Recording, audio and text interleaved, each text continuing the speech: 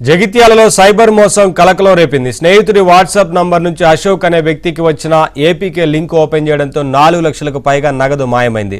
Link open చేయగానే 2 సార్లు నగదు బదిలీ జరిగిందని బాధితుడు వాపోతున్నాడు. సైబర్ క్రైమ్ పోలీసులకు ఫిర్యాదు చేయడంతో కేసు నమోదు చేసి దర్యాప్తు చేస్తున్నారు. ఏపీకే ఫైల్స్ పట్ల అప్రమత్తంగా ఉండాలని పోలీసులు సూచిస్తున్నారు.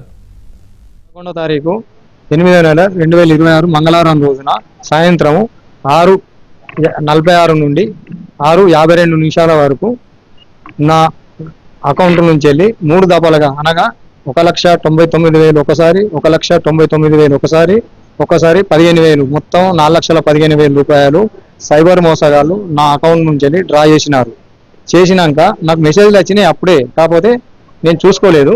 15 నిమిషాల వరకు ఫోన్ చూసే వరకల్లా మెసేజ్లు ఉన్నాయని చూసే వరకల్లా నా అకౌంట్ నుంచి వెళ్ళి డబ్బులు కట్ అయినట్టు మెసేజ్ చూసుకొని వెంటనే గాయత్రి బ్యాంకు వెంటనే పోయినా.